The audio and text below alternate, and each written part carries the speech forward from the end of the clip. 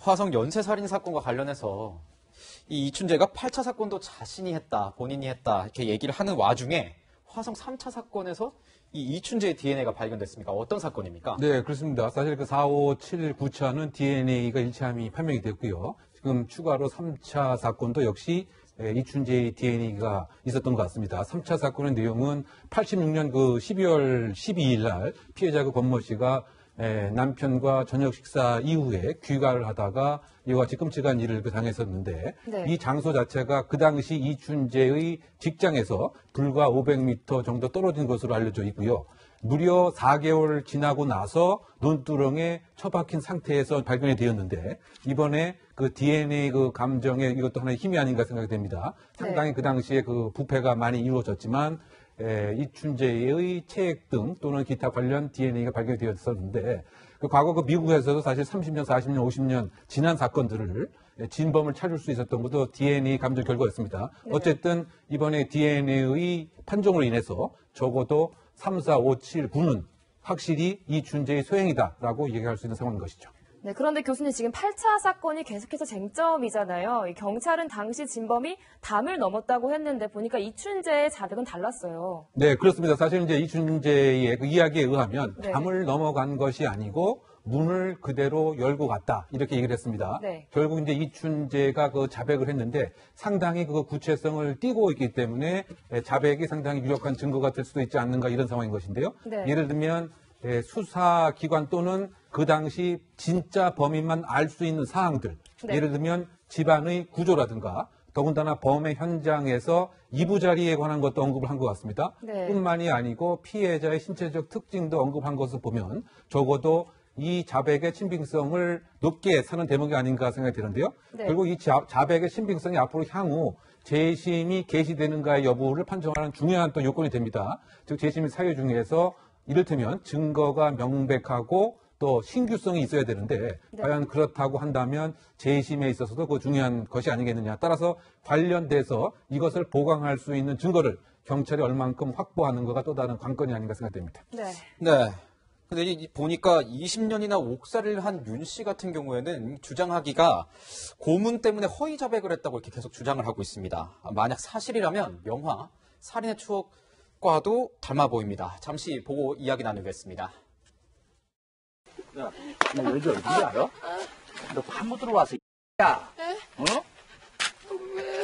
왜는 말을 안 들으니까 다 묻지. 야, 나 말 잘 듣는다. 그 얘기해 그러면은. 네. 위원님, 그러니까 윤 씨는 경찰이 협박에 못 이겨서 경찰에 끌려가서 이제 허위 자백을 했다고 이렇게 주장을 하는데 이렇게 영화에서 보시는 것처럼 밤중에 뭐 산에 끌려가기도 했다고 이렇게 한 것 같아요. 그렇습니다. 아까 화면에서 봤지만 그 윤 씨가 조금 이렇게 다리가 좀 불편해 보이지 않습니까? 네. 그런데 그 걷기도 이렇게 쉽지 않은데 쪼그려 뛰기를 시켰으니 얼마나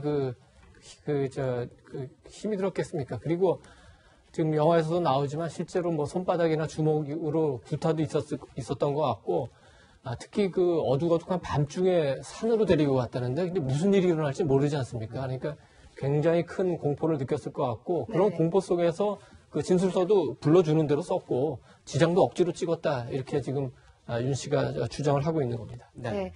이 당시 수사 상황에 대해서 윤 씨는 어떻게 이야기를 하고 있을까요? 함께 듣고 오시겠습니다.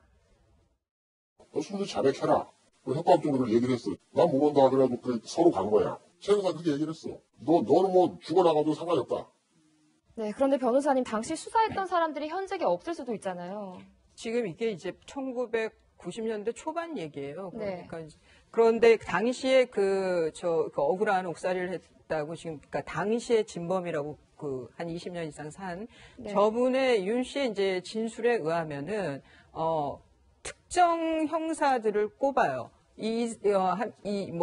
보면 최 씨, 최 형사, 장 형사, 심 형사, 그리고 형사 계장. 네. 그리고 모 언론사에서 사진을 보여주니까, 이 사람은 나를 고문하지 않았다. 이렇게 구분을 해가면서 지적을 하더라는 거예요. 그러니까, 그 기억이 이제, 상당히 구체적인 거죠, 지금. 네. 그런데 이제 그 당시에, 어느 형사는 그 후에, 그러니까 저 윤 씨를 직접 체포했다고 하는 형사는 그 후에 사망했다고 그러고, 나머지 세 분도 다 이제 현직에 있지는 않아요. 근데 이게 근데 지금 새롭게 조사를 하고 있는 이 경찰, 현재 수사팀의 경우에는 이게 공소시효가 만료된 사건이기 때문에, 네. 화성 연쇄 사건이, 이게 이춘재의 진술이 뭐 피의자 신문조서라든가 뭐 이런 형식으로 받지는 못하고 있는 거거든요. 이거 뭐 강제를 할 수도 없고 그냥 이춘재가 무슨 이유인지는 모르겠지만 지금까지는 하여간 경찰이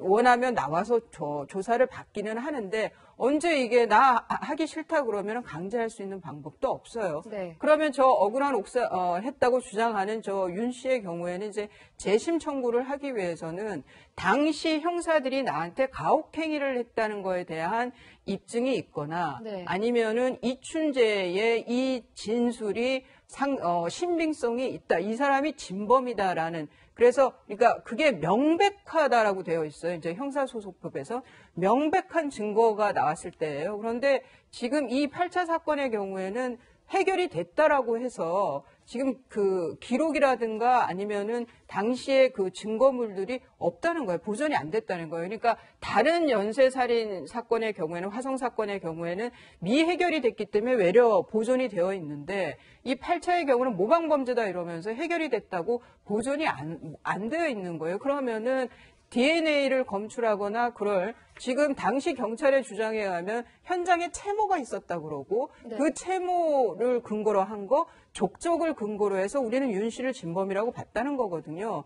그러면 이제 그런 채모가 남아있지를 않은 거예요. 그런 게 있다면 DNA를 하면 확실할 수가 있는데 그래서 지금 윤 씨께서 지금 재심을 준비 중이라고 하는데 마냥 쉽지만은 않을 것 같다. 왜냐하면 공소시효가 완성이 돼서 이춘재의 그 진술만 지금 있는 상황이기 때문에 그러니까 저는 뭐 가능성 없이 높게 봅니다만은 받아들여질 가능성 없이 높게 봅니다만은 그래도 이렇게 뭐 평이한 소송이 될 것 같지는 않습니다. 네. 보니까 실제로 윤 씨의 다리가 굉장히 이렇게 불편해가지고 담을 넘기에는 매우 힘들어 보입니다. 윤 씨의 이야기를 좀 들어보고 오겠습니다.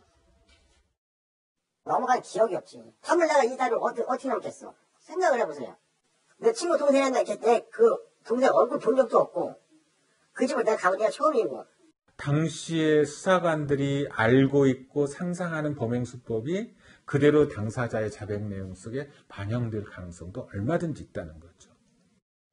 이 교수님, 네. 이 사건에 만약이란 건 없겠지만 정말 만약에 사실이라면 경찰이 왜 이렇게까지 좀 무리를 했을까요? 그 당시에 여러 가지 이제 그 압박이 사회적인 압박, 그 정부의 그 지원으로부터 압박 분명히 그런 것이 있었던 것 같고요. 그러다 보니까 무려 용의자를 2만 명 이상 조사를 한 것도 하나의 뭐 문제가 아닌가 생각이 되고 지문 채취의 대상도 뭐 3천 명, 4천 명 있습니다. 결국 이제 그 무리한 그 수사 그리고 인권 의식을 지금 기준과 비추어 봐서는 상당히 그 박약을 했다. 이런 점들이 한 그 원인이었던 것 같고요. 네. 그러다 보니까 처음부터 용의자를 경찰이 생각하는 시나리오로 이렇게 프레임을 만든 것 같습니다. 그래서 한 보도 등에 의하면 네가 바로 범인이다라고 이렇게 얘기를 한 것에서부터 네. 또 실제로 잠을 3시간 3일 동안 전혀 그 재우지 않았다고 하는 뭐 이런 점들 뿐만이 아니고 아마 검찰 그 단계에서도 예를 들면 사형이나 무기징역을 당할 수도 있다라고 하는 이런 것에 또 겁을 먹었을 가능성도 있고요. 물론 1심을 떠나서 2심에서는 이와 같은 상황에 대해서 불복 의사를 표시했습니다만 그 당시에 그 조사에 의하면 강압 행위를 했다고 하는 구체적 증거를 찾기 어렵다. 또 이런 것이 이제 법원의 입장이다 보니까 그 경찰에서는 그야말로 여러 가지 그 압박감과 빨리 이 수사를 어느 정도 해결해야 되겠다. 이런 것들이 합쳐진 사법 오류의 모습이 아닌가 생각이 됩니다. 네, 교수님 하나만 더 여쭐게요. 보니까 이 윤 씨가 20년이나 옥살이를 했는데 무죄의 가능성은 어느 정도로 좀 보시나요? 일단 가장 그 중요한 것이 이제 재심 자체가 개시가 돼야 되겠죠. 네. 그 두 단계 재판이 있어야 되기 때문에. 그런데 지금 가장 핵심적인 것은 과연 이춘재의 자백만으로 재심을 결정할 수 있겠는가 이제 이 부분입니다. 네. 물론 그 재심의 그 사유 중에 하나가 새로운 증거가 명백하고 새롭게 발견됐을 때 그런데 이춘재의 자백만으로 이 요건을 충족할 수 있는 것인지 네. 그 전주에서 그 발생한 나래 슈퍼 강도치사 그 사건에서 또 허위 자백이 있었지만 그것을 보강할 수 있는 그 물건을 전당포에 처분했다라고 하는 전당포의 주인의 그 진술이라든가 발견된 뭐 청테이프라든가 사투리가 경상도 사투리였는데 아니었다라든가 이런 보강 증거가 분명히 그 있었던 것인데 이춘재 사건은 지금 이춘재의 자백만 있기 때문에 네. 이것이 좀 한계가 있지 않나 이런 생각입니다. 따라서 다른 관련된 보강 증거가 있으면 지금 전반적인 그 진행 상황은 30년 이상 일관되게 나는 자백을 한 것이 아니고 허위 자백이었다. 더 강압적인 것이었다. 이런 심증은 분명히 있었기 때문에 재심, 개심만 일단 통과되게 되면 소위 말해서 이 자체가 무죄로 될 공산이 크지 않는가 되는데 과연 재심 결정이 이루어질 것인가. 왜냐하면 아까 제가 말씀을 드렸던 그 삼례 슈퍼 사건에서도 처음에 재심 청구를 했는데 1심에서는 그것이 기각이 됐습니다. 네. 따라서 이번 사건도 바로 재심 청구가 수용이 될지 그것부터 우리가 좀 주목해서 봐야 할 부분이라고 생각됩니다. 네, 이 관련 의혹들이 명명백백히 좀 밝혀져야 할 것 같습니다.